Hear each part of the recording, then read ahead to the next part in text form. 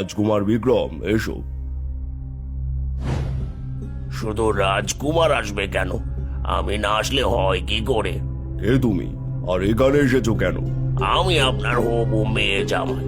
আপনার কন্যার সাথে আমার বিয়ের কথা পাকা করতে এসেছি। তোমার এত বড় সাহস, আমার সামনে দাঁড়িয়ে রাজকুমারীকে নিয়ে এমন কথা বলছো? খারাপ কি বলেছি মহারাজ?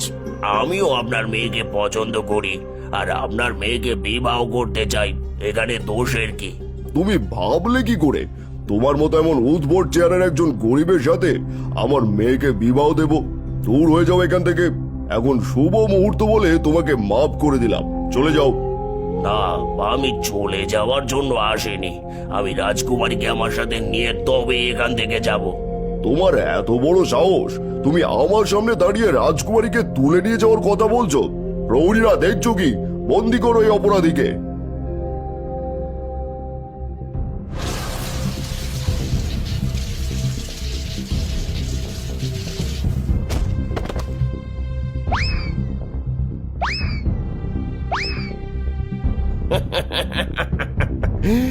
আমাকে বন্দি করবেন? এবার আমি আপনাদের বন্দি করছি।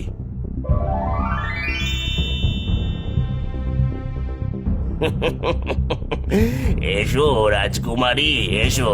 তুমি শুধু আমার, শুধুই আমার। না, আমি যাব না, যাব না আমি। যাবে না?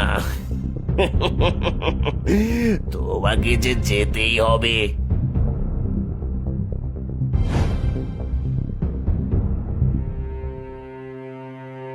না, আমাকে ছেড়ে দাও, ছেড়ে দাও আমাকে। আমার মেয়েকে ছেড়ে দাও, আমার মেয়েকে ছেড়ে দাও। না, রাজকুমারীকে ছাড়বো না। রাজকুমারী শুধু আমার। এবার রাজকুমারীকে নিয়ে Hello friends, please subscribe my YouTube channel. Thanks for watching.